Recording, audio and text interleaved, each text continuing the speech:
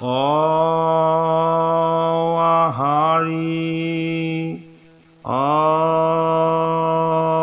Ram Krishna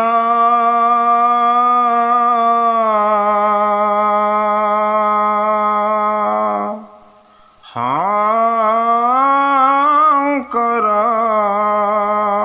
Guru Hari Ram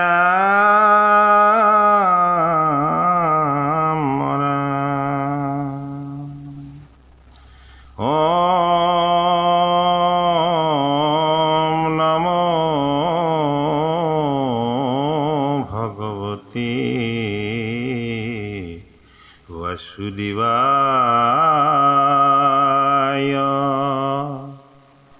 হে কৃপালু বৈষ্ণৱ সমস্ত আপোনাৰ সমস্তক আমি ক্ৰমশ আগবঢ়াই অহা ভাগৱত পাঠ আৰু পৰ্যালোচনাৰ অনুষ্ঠানলৈ আমি সেৱা জনাইছোঁ। আমাৰ আজিৰ পাঠ আৰু পৰ্যালোচনা আছে ভাগৱতৰ ৩য় স্কন্ধৰ কপিল ভগৱানৰ জম্বুদ্বীপ ভ্ৰমণ আৰু বিদুৰক মৈত্ৰেয়ৰ শেষ বাণী কথন।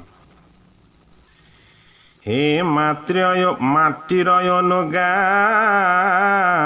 পায়া ভগৱন্ত পিতৃৰয়াশ্ৰম হে পূৰ্ব উত্তৰ দিশক লাগিয়া অকৌতূহলে গৈ লালৰি।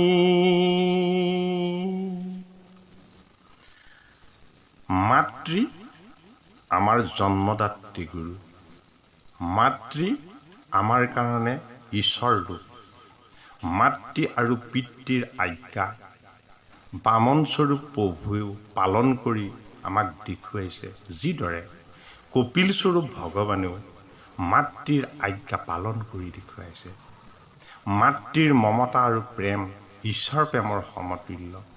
এই মাতৃক ভক্তি আৰু শ্ৰদ্ধা কৰিবলৈ কপিল স্বৰূপ ভগৱানেও আমাক আদৰ্শ দেখাইছে।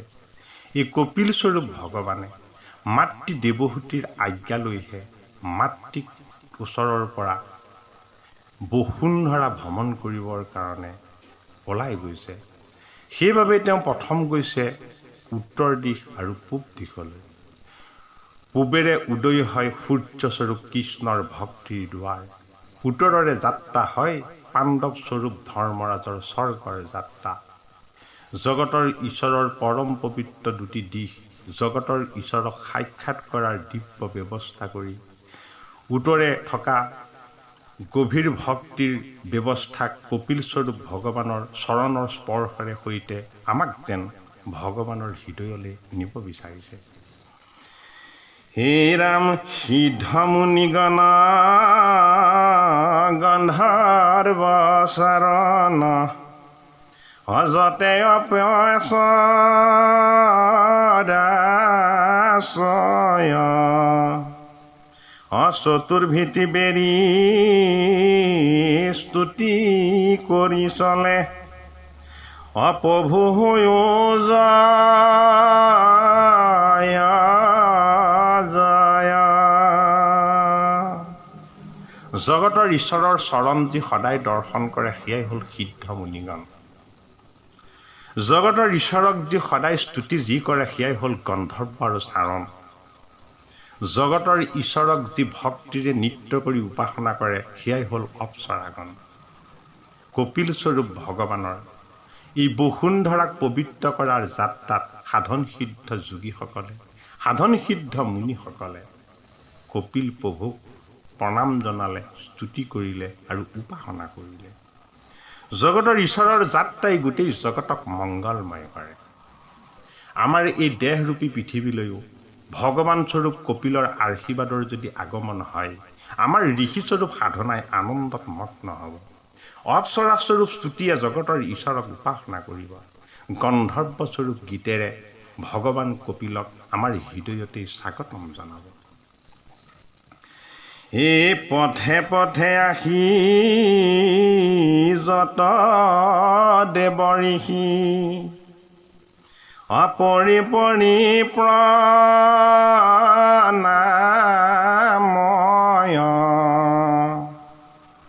এটা সম্বাৰ মহা কুশল চিন্তিয়া অচলি জান্ত কৃপাময়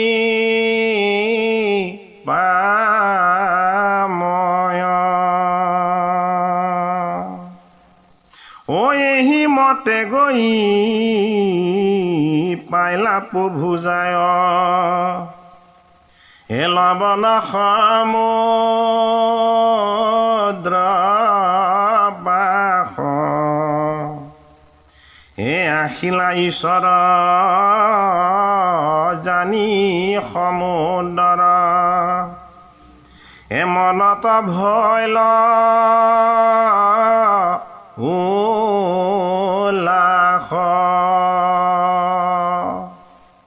জগতৰ ঈশ্বৰৰ যাত্ৰা ভূমিৰ পৰা সমুদ্ৰৰ পাৰ যিহেতু জগতৰ ঈশ্বৰ কপিল ভগৱান হ'ল অমিতৰ সমুদ্ৰ জগতৰ ঈশ্বৰৰ কপিল ভগৱান হ'ল সমুদ্ৰ স্বৰূপ বিশাল মন উদাৰ হৃদয় ভক্তিৰ গভীৰতাৰে তেওঁ যেন নিজেই এখন বিশাল সমুদ্ৰৰ ৰূপ সমুদ্ৰৰ তত্ত্বক ভগৱান কপিলেহে সাক্ষাৎ কৰে সমুদ্ৰই চৰণ সেৱা কৰিলেহে সমুদ্ৰ হ'ব পাৰে যদিহে ভগৱান কপিলৰ ৰাতুল চৰণ সমুদ্ৰই উপাসনা কৰে এই সমুদ্ৰ হ'ল জগতৰ ঈশ্বৰৰ পৰম পবিত্ৰ দিব্য ভক্তিৰ সমুদ্ৰ এই সমুদ্ৰ আমাৰ দেহতো বাস কৰিছে লৱণ নামৰ এক সমুদ্ৰৰ ৰূপেৰে আমাৰ দেহত বাস কৰা লৱণ সমুদ্ৰ হ'ল পুৰুষ ৰূপেৰে আমাৰ আত্মা প্ৰকৃতি ৰূপেৰে আমাৰ দেহা পুৰুষ আৰু প্ৰকৃতি এই দুটা বস্তুক যি ধাৰণ কৰে সেয়াই হ'ল কপিল ৰূপী কৃষ্ণ এই দেহৰূপী আমাৰ এই মায়াৰ সমুদ্ৰখনক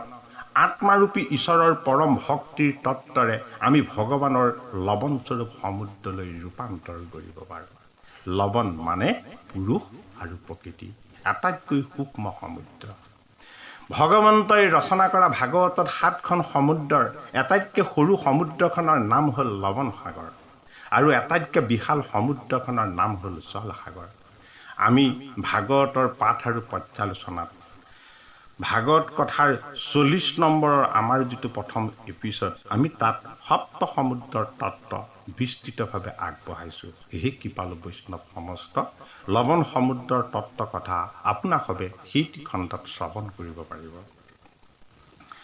হে পূজাৰ সম্ভাৰ ধৰিয়াই অপাৰ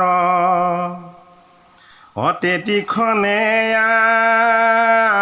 আইলা লৰি হে দণ্ডৱতে পৰি কৰিলা প্ৰণাম অজয় জয় কৃষ্ণ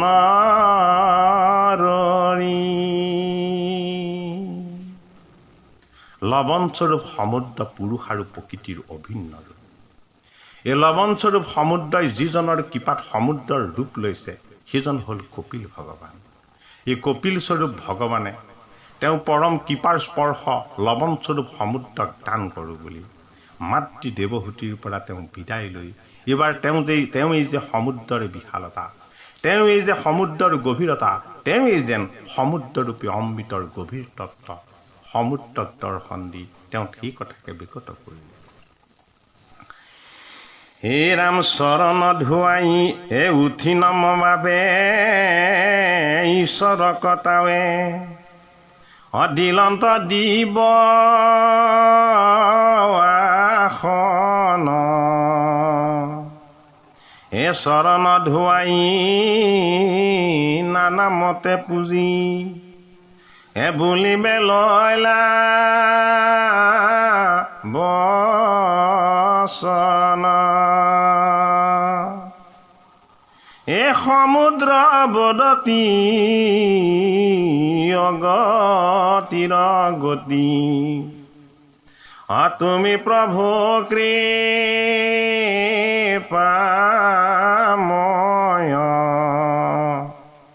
হে তোমাৰ অৰুণ চৰণ দেখিলো অমূৰ ভল ভাই গুদয় আজি সে জনম সাফল কৰিলো অনিষ্টাৰিলো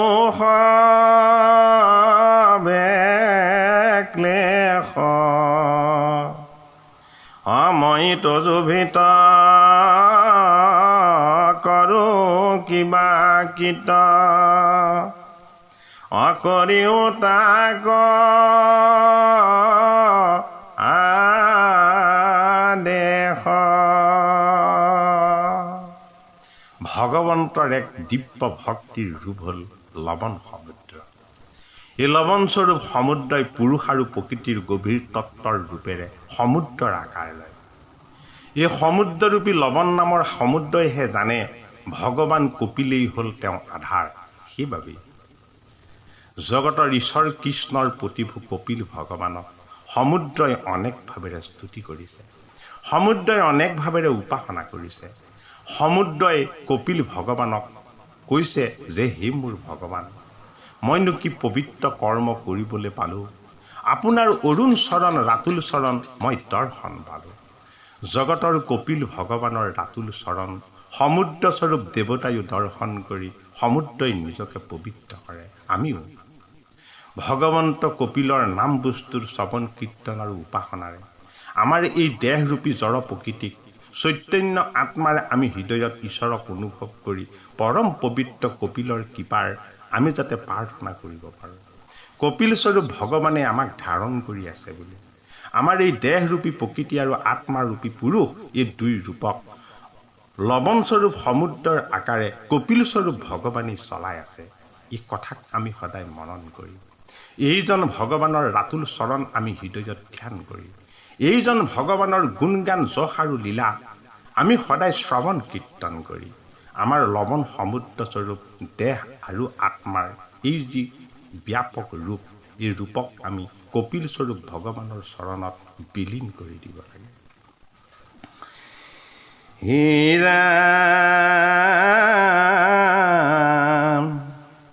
আছে তীৰ্থৰাজ বুজি সবে কাজ অভয়লায়া তীৰংগ মন হে উত্তম কৰিয়া গৃহে সমন্বিতে অদিলা দিৱস্থলে স্থান। কপিল স্বৰূপ ভগৱান আমাৰ হৃদয়লৈ যদি অমৃতৰ ৰূপ হৈ যদি আহে, আমি তেওঁক স্থান দিব লাগিব আমাৰ হৃদয়ত। এই হৃদয়ৰ স্থানত আমি কেনেকৈ দিম, যিহেতু হৃদয়ৰ দেৱতা তেওঁ, সমস্ত প্ৰাণীৰ হৃদয়ত তেওঁৱেই বাস কৰি আছে, তেওঁৱেই পুৰুষ, তেওঁৱেই প্ৰকৃতি। এই বিশাল ভাৱনাৰে সৈতে ভগৱান কপিলক আমি স্তুতি আৰু উপাসনাৰে আমাৰ লৱণ সমুদ্ৰৰূপী পুৰুষ আৰু প্ৰকৃতিৰ দুই বন্ধনক কপিল স্বৰূপ ভগৱানৰ কৃপাৰ প্ৰসাদতে সম্ভৱ হৈছে বুলি আমি ভগৱান কপিলক আমাৰ সমুদ্ৰৰূপী চিন্তন আৰু ভাৱনাৰে উপাসনা কৰিব লাগে। ভাগৱতৰ ৩য় স্কন্ধই আমাক চাগে এই কথাকেই বিকত কৰিছে।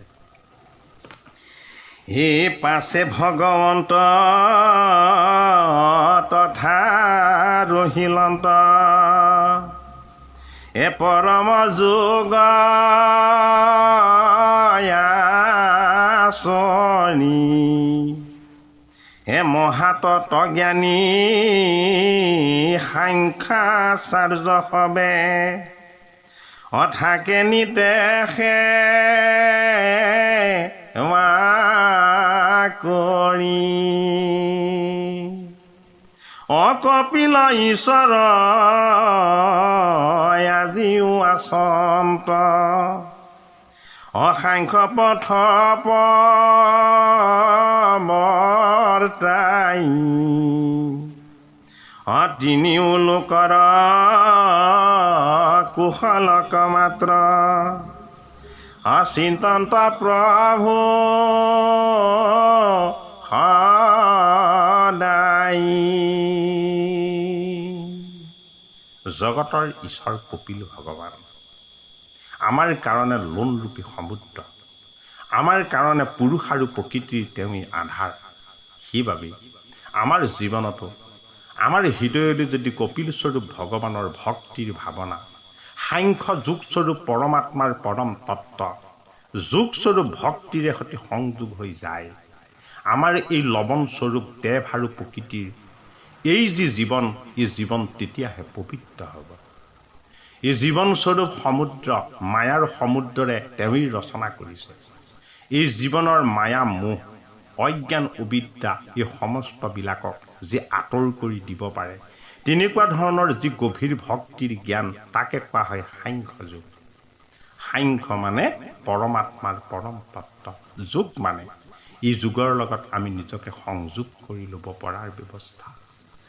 গভীৰ ভক্তি, গুৰুৰ আশীৰ্বাদ, শাস্ত্ৰৰ নয়, সাধুৰ সং, আমাৰ সৎকৰ্ম, এই সমস্তখিনি যদি এক হয়, জগতৰ ঈশ্বৰ কৃষ্ণৰ কপিলৰ আমি যদি কৃপাৰ প্ৰসাদ লাভ কৰিব পাৰোঁ, ভগৱন্তৰ পৰম পবিত্ৰ ৰাতুল চৰণ আমি হৃদয়ত ধ্যান কৰিব পাৰোঁ, ভগৱন্তৰ পৰম পবিত্ৰ নাম গুণ আমি শ্ৰৱণ কীৰ্তন আৰু মনন কৰিব পাৰোঁ, আমাৰ জীৱনেই হ'ল লৱণ সমুদ্ৰ। পুৰুষ আৰু প্ৰকৃতিৰ অভিন্ন ৰূপেই হ'ল লৱণস্বৰূপ সমুদ্ৰৰ গভীৰ তত্ত্ব। আমাৰ জীৱনলৈ কপিলস্বৰূপ ভগৱান আহে নিৰ্গুণ আৰু নিৰাকাৰ ৰূপেৰে। এই জীৱনৰূপী সমুদ্ৰত আমি যেতিয়াই গুৰুদেৱ নাম আৰু ভকত এই চাৰি বস্তুত আশ্ৰয় লৈ ভগৱন্তৰ পৰম পবিত্ৰ কথাৰ শ্ৰৱণ কীৰ্তন আৰু মনন আমি এইবিলাক যেতিয়া ধাৰাসাৰে নিৰন্তৰভাৱে কৰিবলৈ অভ্যাস কৰিম, এই জীৱন অমৃতৰ তত্ত্ব। এই জীৱনেই হ'ল আমাৰ ঈশ্বৰক সাক্ষাৎ কৰাৰ এক সুবৰ্ণ সুযোগ। ভগৱান কপিলে কৃপা কৰি সমস্ত জগতকেই পবিত্ৰ কৰিছে তেওঁ মাতৃ দেৱহূতিক ভাগৱত ভক্তি, নিৰ্গুণ ভক্তি, সাংখ্য যোগ তত্ত্ব আৰু তেওঁ পৰম পবিত্ৰ বসুন্ধৰা পৰ্যটনৰ যোগেদি। হে কৃপালু বৈষ্ণৱ সমস্ত, কপিলস্বৰূপ ভগৱানৰ যি গভীৰ তত্ত্ব, ক মানে কৃষ্ণ, পি মানে পান কৰা, ল মানে তুমি ধাৰণ কৰা। জগতৰ ঈশ্বৰ কৃষ্ণৰ পৰম কৃপা ভক্তি আৰু উপাসনাক যিজনে অন্তঃকৰণেৰে পান কৰে, যিজনে অন্তঃকৰণেৰে ধাৰণ কৰে, সেইজনেই হ'ল পৰমাত্মাৰ পৰম সাধক, সেইজনেই হ'ল কপিল। জগতৰ ঈশ্বৰ কপিল অক্ষয় আৰু অব্যয়। প্ৰত্যেকৰ হৃদয়ত তেওঁ বাস কৰে সাংখ্য যুগৰ তত্ত্ব হৈ, প্ৰত্যেকৰ হৃদয়ত তেওঁ বাস কৰে শ্ৰৱণ কীৰ্তন ভক্তি হৈ, প্ৰত্যেকৰে হৃদয়ত তেওঁৱেই বাস কৰে নিৰ্গুণ নিৰাকাৰ ঈশ্বৰৰ উপাসনা হৈ। জগতৰ ঈশ্বৰৰ পৰম পবিত্ৰ কৃপাৰ প্ৰসাদ যদিহে লাভ নহয়, ভগৱন্ত কৃষ্ণৰ কথাৰ শ্ৰৱণ কীৰ্তন আৰু মনন কেতিয়াও সম্ভৱ নহয়। ক মানে কৃষ্ণ, পি মানে পান কৰা আৰু ল মানে ধাৰণ কৰা। কৰ্দম স্বৰূপ বোকা পানীময় আমাৰ এই জীৱনে দিব্য সহস্ৰ বছৰ যেতিয়া সাধনা কৰিছিল, ঈশ্বৰক চিন্তা কৰিছিল যে হে প্ৰভু, মোৰ পিতৃয়ে আজ্ঞা কৰিছে বিবাহ বন্ধনত মই বান্ধ খাবৰ কাৰণে। কৰ্দমস্বৰূপ পুৰুষে দেৱহূতিময় প্ৰকৃতিক যেতিয়াই বন্ধনত, বিবাহ নামৰ শুভ বন্ধনত যেতিয়া নিবন্ধন হ'ল, তেতিয়াই ৰচনা হ'ল সৃষ্টিৰ এক গভীৰ তত্ত্ব, আত্মা তত্ত্বৰে পৰম তত্ত্ব। আত্মাক উপাসনা কৰিছিল কৰ্দম নামৰ ঋষিয়ে। এই আত্মাৰ উপাসনা যেতিয়া আত্মাৰ পৰা প্ৰকৃতিলৈকে ব্যাপ্ত হ'ব, তাকে কোৱা হয় কৰ্দম আৰু দেৱহূতিৰ বিবাহ, পুৰুষ আৰু প্ৰকৃতিৰ অংশ। এই পুৰুষ আৰু প্ৰকৃতিৰ অংশই প্ৰথম সাক্ষাৎ কৰে নৱবিধ ভক্তিক। সেইটো কাৰণে প্ৰথম তেওঁলোকৰ জন্ম হ'ল 9গৰাকী দেৱী বা 9গৰাকী কন্যা। এই 9গৰাকী শ্ৰেষ্ঠ কন্যাক নৱজন ঋষিলে দান কৰিলে, অৰ্থাৎ ঋষিময় সাধনা আৰু ভক্তিস্বৰূপ বন্ধন যদি এক হৈ যায়, এই জগতৰ মংগল হ'ব, এই জগতৰ কুশল হ'ব, এই জগতৰ কল্যাণ হ'ব। কৰ্দমস্বৰূপ ঋষিয়ে দেৱহূতিময় প্ৰকৃতিৰ লগত বন্ধনত 9গৰাকী কন্যাক জন্ম দি শেষান্তত তেওঁলোকে আনিলে জগতৰ ঈশ্বৰ কৃষ্ণক কপিল ৰূপেৰে তেওঁলোকৰ হৃদয়লৈ। হৃদয়ত নিৰাকাৰ হৈ দৰ্শন পোৱা তেওঁলোকৰ পুত্ৰক ভগৱানে কৃপা কৰি সাকাৰ ৰূপেৰে দেৱহূতিৰ সন্মুখত দৰ্শন দিলে। ভগৱান কপিলৰ পৰম পবিত্ৰ এই গভীৰ তত্ত্ব সমুদ্ৰস্বৰূপ লৱণ সাগৰেহে দৰ্শন কৰে, অৰ্থাৎ সাগৰৰ গভীৰতা আৰু বিশালতা, ভক্তিৰ পবিত্ৰতা আৰু বিশালতা, ভগৱন্তৰ কৃপাৰ যি বিশালতা, ইয়াকে কোৱা হয় সমুদ্ৰ বুলি। এই সমুদ্ৰৰ বিশালতাৰে গভীৰতাৰে আমি ভগৱন্তক আমি হৃদয়ত অনুভৱ কৰি ভগৱন্ত কপিলৰ ৰাতুল চৰণ আমি উপাসনা কৰিব লাগে। এই কথাই ভগৱান কপিলৰ জম্বুদ্বীপ ভ্ৰমণৰ তত্ত্বই আমাক চাগে ক'ব বিচাৰিছে। বিদুৰক মৈত্ৰেয়ৰ শেষ বাণী কথা। হে শুনিলা বিদুৰ কপিল প্ৰভুৰ অজতে মহিমা গণ, তুমি যিটো মোত কৰিলা প্ৰশ্ন, কৰিলো সবে বৰ্ণনা। বিদুৰ স্বৰূপ মহামতীয়ে মৈত্ৰেয় স্বৰূপ গুৰুক যিমান প্ৰশ্ন সুধিলে সমস্ত প্ৰশ্নৰ উত্তৰ দান কৰিলে কপিল ভগৱানে মাতৃক দান কৰাৰ বাবে। কপিল ৰূপী কৃষ্ণৰ কৃপাৰ বলতহে গুৰুৱেও শিষ্যক উপদেশ দিব পাৰে। এয়াই যেন আমাক ভাগৱতে জানিবলৈ দিছে। অ দেৱহূতি সমে কপিল প্ৰভুৰ অপবিত্ৰ সম্বাদ চয়, তাক কহি মই তোমাৰ মনৰ চেদিলো সবে সংশয়। আবে ইটো কথা শ্ৰৱণ কীৰ্তন, অহুৱে ফল যে মত, হে তোমাৰ আগত কৰোঁ বৰ্ণনা, শুনিও বাপ সাম্প্ৰত। ভাগৱত ভক্তি কি, প্ৰকৃতি আৰু পুৰুষ কি, জগতৰ ঈশ্বৰৰ মায়া কি, জগতৰ ঈশ্বৰৰ সৃষ্টি লক্ষণ কি, জগতৰ ঈশ্বৰৰ স্বৰূপ কি, এই সমস্ত তত্ত্ব বিদুৰ স্বৰূপ মহামতীয়ে তেওঁ গুৰু মৈত্ৰেয় স্বৰূপ ঋষিক সুধিছিল। মৈত্ৰেয় স্বৰূপ ঋষিয়ে কপিল স্বৰূপ ভগৱানক হৃদয়ত ধ্যান কৰি মাতৃৰূপী দেৱহূতিক ভগৱান কপিলে যি তত্ত্বকথন কীৰ্তন কৰি শুনাইছিল, মৈত্ৰেয় স্বৰূপ গুৰুৱেও বিদুৰ স্বৰূপ শিষ্যক সেই তত্ত্বকথাই বেকত কৰি শ্ৰৱণ কৰালে।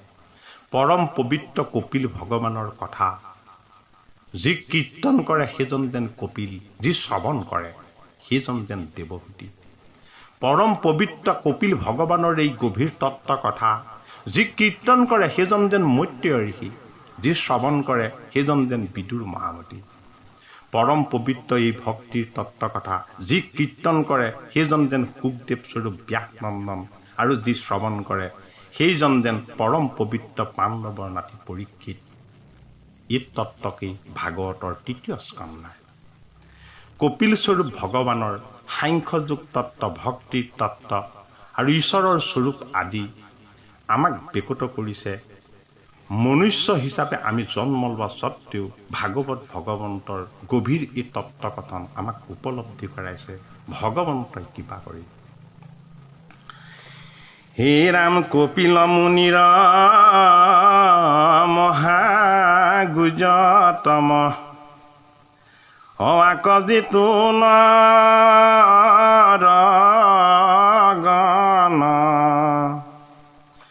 ঈশ্বৰ কৃষ্ণত মন প্ৰবেশায়া, শ্ৰৱণ কৰে কীৰ্তন। তেবে তাৰা সবে প্ৰাণ মাধৱৰ, অপাদ পদ্মে পাইবে ঠাই, অজাহাত কৰিয়া মহাফল আৰু একদাচিতো নাই।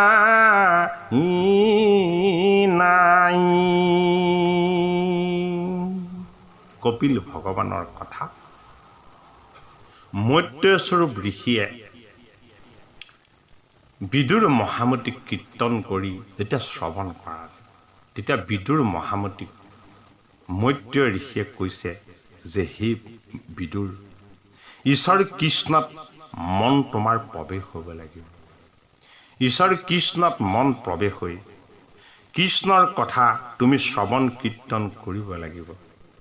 কৃষ্ণৰ কথাৰ শ্ৰৱণ কীৰ্তন আৰু মননে পাণৰ মাধৱজনৰ ৰাতুল চৰণত তোমাক ঠাই দি দিব আৰু জগতৰ ঈশ্বৰৰ চৰণত ঠাই পোৱাৰ সমান মহাফল এই জীৱনত আৰু একো নাই।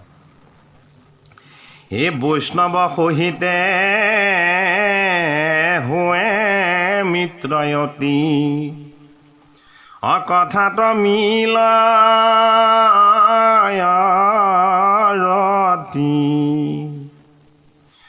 ঈশ্বৰ কৃষ্ণত বাহে নিদ্ৰাগত কেৱল প্ৰেম ভকতি।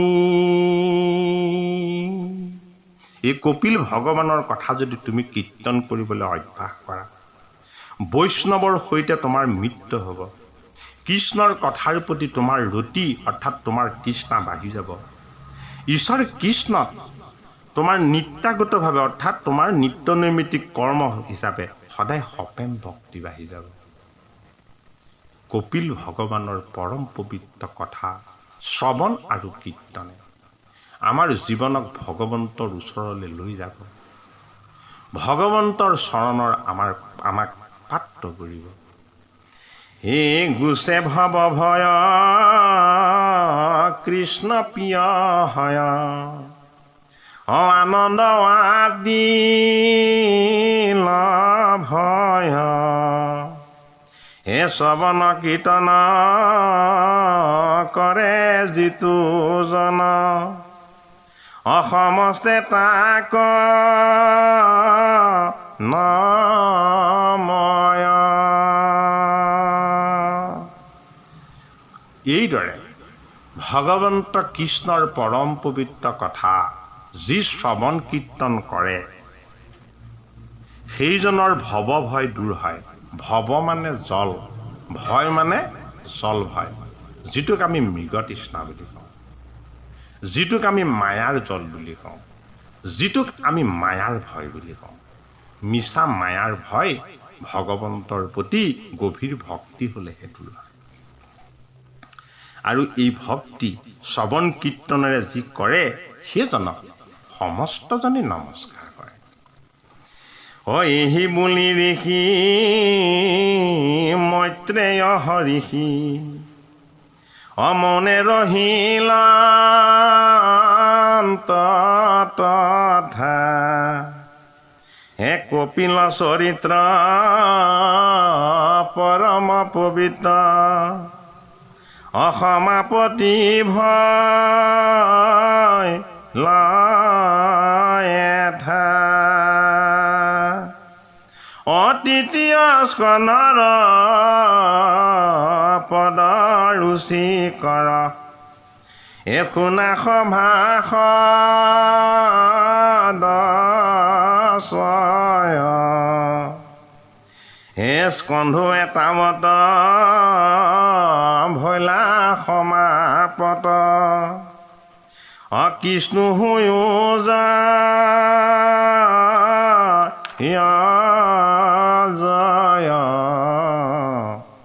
হৰি ৰাম হে ৰাম ৰাম